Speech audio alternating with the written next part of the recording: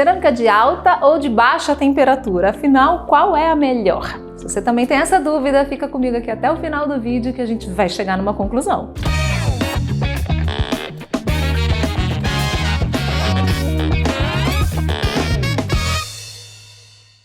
Oi, eu sou Carola Maita, sou artista plástica e ceramista. Faz 25 anos que eu faço cerâmica e eu já naveguei por aí entre cerâmica de baixa, de alta, queima a lenha, a gás, forno elétrico, raku, enfim, todas as possibilidades aí de queimas e temperaturas. E eu vejo que sempre fica rondando no ar esse assunto sobre a cerâmica de baixa temperatura ou cerâmica de alta temperatura. Qual é a diferença? E a maior pergunta, qual é a melhor? E aí a questão principal é assim, melhor pra quê? Porque cada uma delas vai ter características muito diferentes. Então, para algumas coisas, a cerâmica de alta vai ser melhor? Vai! E aí aqui tô falando sem medo de ter o juízo de valor.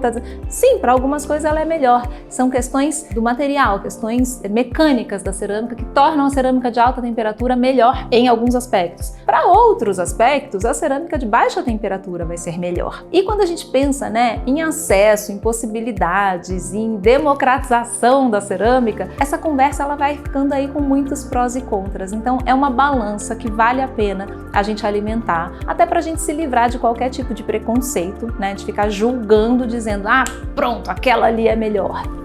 Pra quê e pra quem? Vamos entender então primeiro quais são as características de uma cerâmica e da outra, porque aí você mesmo consegue chegar às suas próprias conclusões e decidir qual vai ser melhor dependendo do uso e das possibilidades que você tiver. Então olha só, dentro do universo da cerâmica, a gente considera que uma cerâmica de baixa temperatura é aquela cerâmica queimada ali a mais ou menos em torno de 1000 graus. A partir de 800 graus a gente já tem um biscoito, temos povos que queimam as cerâmicas a partir de 650 graus. Ela é uma cerâmica que já se constituiu, já deixou de ser argila, já virou cerâmica, mas ela vai ter uma durabilidade bem menor. Ela vai ali se desfazendo um pouco mais com o tempo. Quanto mais alta tiver essa queima do biscoito, perto ali de 800, 900 graus, a gente vai ter uma cerâmica mais forte. Isso vai dar mais resistência para a cerâmica. Porque à medida que a gente vai subindo essa temperatura de queima, a gente vai fundindo todos esses materiais e diminuindo a distância entre os poros que existem ali dentro. Então a gente vai sinterizando essa massa à medida que essa temperatura vai subindo. Quando a gente tem uma cerâmica que está queimada ali nessa faixa dos 1000 graus, é como se a gente tivesse um biscoito bem fortinho. Então ela está porosa. Eu tenho ainda esse espaço, esse ar entre as partículas e isso faz com que essa cerâmica absorva água, absorva umidade. O que no caso de pensar numa cerâmica para alta temperatura ou mesmo uma cerâmica que vai ser esmaltada, é uma característica muito esperada. Eu preciso dessa porosidade para conseguir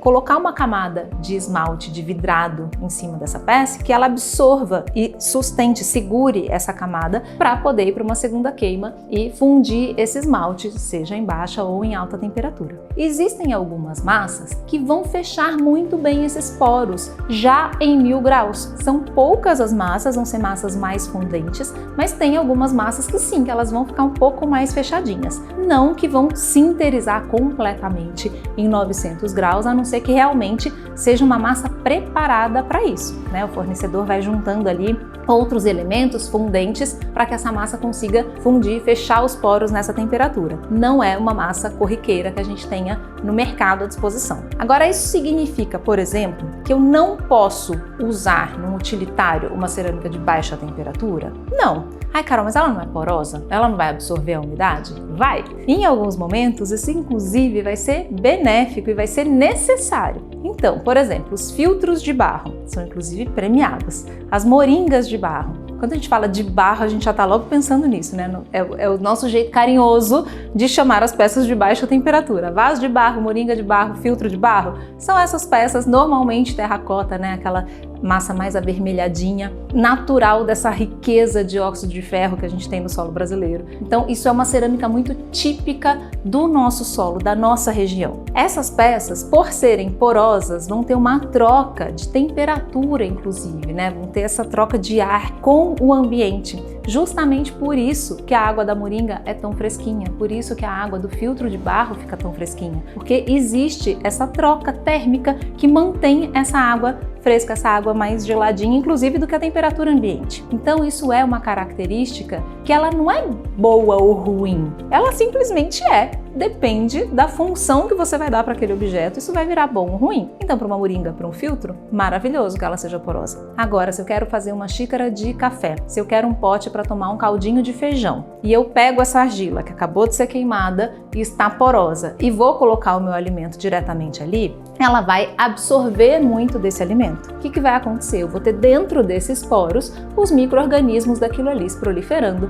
Isso vai acabar apodrecendo ali dentro, vai acabar gerando mofo ali dentro. Então não pode de jeito nenhum ter cerâmica de baixa para utilitário? Não, é bem assim. Todo mundo, você e todo mundo que está aqui assistindo esse vídeo é sobrevivente de cerâmica de baixa temperatura, porque foi graças à cerâmica de baixa temperatura que serviu como utensílio para todos os nossos antepassados que nós fomos alimentados, que nós bebemos água, que nós guardamos os nossos mantimentos e que a gente foi criando geração após geração até chegar na gente aqui. Ou seja, ninguém teve assim uma população dizimada por conta de mofo em cerâmica de baixa temperatura. Então, existe essa possibilidade? Sim, mas tem como a gente cuidar dessas peças para que isso não aconteça de maneira tão abundante. E outra, se começou a acontecer de maneira abundante, como fizeram ao longo dos séculos, essa peça ia deixando de ser usada, ela quebrava, ela rachava e novas peças iam entrando no lugar. Então, é uma peça que eu posso, por exemplo, comercializar com um restaurante que vai ter toda uma questão de vigilância sanitária e tudo mais?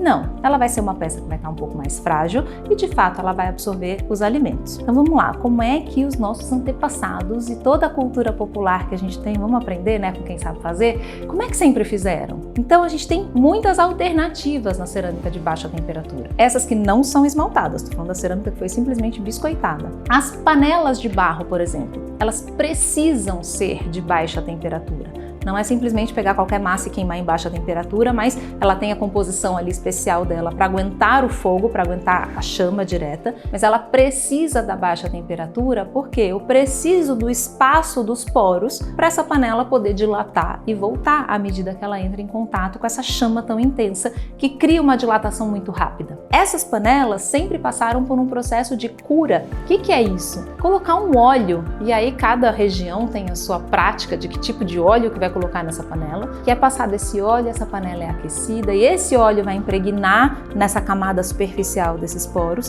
criando uma camada que isola os outros poros da comida que está sendo colocada ali. Então isso protege de que essa absorção dos alimentos aconteça ali no interior dessa panela toda. E esse é um processo de cura que vai sendo repetido algumas vezes. Quanto mais essa panela é usada, mais esses poros vão ficando protegidos e dizem que inclusive mais gostosa vai ficando a comida. No caso de objetos que não vão ser levados ao fogo direto, existe uma série de possibilidades de impermeabilização que tradicionalmente se faz. Com cera de abelha, com óleo de urucum, com inclusive algumas seivas de raízes, as paneleiras de goiabeiras, por exemplo, que tem aquelas panelas pretas, lindíssimas, que dá a seiva da raiz do mangue. E isso também é uma característica muito legal. A gente tem essa tradição da cerâmica de baixa temperatura de todos esses povos, mostrando pra gente uma característica regional daquele povo. Porque hoje em dia a gente clica e compra material de onde a gente quer, de qualquer lugar do mundo. Mas normalmente as pessoas pegavam aquilo que existia naquele território. Então a gente consegue inclusive ter esse retrato de não só os minerais presentes naqueles lugares, mas também essas ceras e seivas naturais de cada ambiente que são incorporadas ali nessa produção cerâmica. Então a gente acaba tendo junto com essa cerâmica de baixa temperatura uma baita aula de geologia, de geografia, de cultura, de história, de um tudo um pouco. Então posso usar como um utilitário? Posso. Vou ter que ter alguns cuidados do tipo, não vou guardar essa peça úmida, né? Vou sempre deixar ela arejada para que ela seque muito bem antes de ser guardada no ambiente fechado, porque assim eu evito essa proliferação ali dos micro-organismos, esse mofo. Existe também uma categoria de peças de baixa temperatura que são sim esmaltadas. Normalmente, quando essas peças são esmaltadas, a gente vê muito isso na família das faianças, que é aquela argila que é bem branquinha, parecida com a porcelana, mas ela é de baixa temperatura. Ela não vai fechar os poros, ela vai continuar porosa, mas ela recebe uma esmaltação na peça toda. E como ela é queimada em baixa temperatura, existem técnicas para a gente colocar essas peças no forno sem que o esmalte encoste no forno. Então, normalmente a gente usa um pé de galinha, que é um tripézinho que a gente coloca assim embaixo da peça. E aí essa peça tá toda esmaltada para que ela esteja toda protegida para que essa água não incorpore. O que normalmente acontece? Esse esmalte pode estar craquelado, é muito comum que isso aconteça, todos os esmaltes craquelam. Mesmo que a gente não veja a olho nu, sempre tem um craqueladinho ali. E a água e os alimentos, os líquidos, vão aos pouquinhos infiltrando e isso acaba com o tempo manchando essas peças também. Da mesma forma, é uma questão estética, mas também não é nada que vai matar ninguém, tá bom? Mas esse mofo, de fato, ele pode acontecer ali. O ideal é que a gente procure uma relação entre massa e esmalte, que não exista esse craquelado tão grande, para que a gente não tenha essas linhas ali, essa sujidade ali vai entrando nessas trincas, certo? Passando agora para o universo das cerâmicas de alta temperatura, qual que vai ser a grande diferença? Eu vou ter uma massa que fundiu mais. Todos os minerais ali, eles derreteram, fundiram, ficaram ali bem grudadinhos, acabou o espaço, não tem mais poro. Com isso, eu vou aumentar a resistência mecânica dessas peças e a impermeabilidade dessas peças. Por isso, costuma-se dizer que são peças muito mais resistentes e que são peças mais higiênicas para utilitários, simplesmente porque elas não vão absorver os alimentos. Nas peças também de alta temperatura, a gente tem essa possibilidade maior de brincar com esmaltes que a gente possa criar. A gente pode misturar os minerais e os fundentes e criar diversos vidrados para cobrir a superfície dessas peças. São mais indicadas no uso comercial por conta de todas essas questões que a gente já falou, né, de vigilância sanitária, de uso corriqueiro comum, porque é um uso que pode ser muito parecido com o uso que a gente faz da cerâmica industrial, né, que a gente simplesmente lava, enxuga e guarda e pronto, né? Não precisa ter esse cuidado, esses processos, esses rituais como as cerâmicas de baixa temperatura, no caso especialmente sem esmalte, vão cobrar que a gente tenha. E aí, entendendo essas características, eu acho que faz mais sentido agora a gente pensar, ok, o que eu quero fazer? Qual é a temperatura que eu tenho disponível para chegar? Para daí entender qual vai ser a minha escolha e que caminhos eu vou escolher. Porque não é todo mundo que tem acesso a um forno que atinja alta temperatura. E não é por isso que você vai deixar de fazer cerâmica. E não é por isso que você vai fazer uma cerâmica que vai ser de pior qualidade. Ela só vai ser uma cerâmica que tem características diferentes, que vai servir para outros fins ou que vai servir para os mesmos fins, mas que vai ter que ter cuidados diferentes para que ela possa servir para esses fins. Eu acho que a gente está num momento de tanto conhecimento, né, tanta troca rica de tudo que a gente já viveu e de tudo que a gente, pelo menos, deveria ter aprendido, né, com os nossos ancestrais fazendo cerâmica há tanto tempo, que existem muitas linguagens possíveis, existem muitas temperaturas possíveis, muitas técnicas possíveis, muitas massas possíveis, que não faz o menor sentido a gente qualificar ou desqualificar o trabalho de alguém pela temperatura de queima que aquela pessoa usa, né? A gente tem um ranço de preconceito, de julgar que cerâmicas de baixa temperatura, especialmente porque elas vêm da nossa tradição de arte popular, julgar que isso seja menos, que seja mais barato, que seja menor e que a cerâmica de alta temperatura seja uma coisa linda, incrível. E eu até senti a responsabilidade de fazer esse vídeo porque eu trabalho com cerâmica de alta temperatura prioritariamente, justamente porque eu trabalho muito com os utilitários e eu gosto muito dessa pesquisa dos esmaltes e desenvolver os esmaltes e criar essa identidade nas peças. Mas isso é uma escolha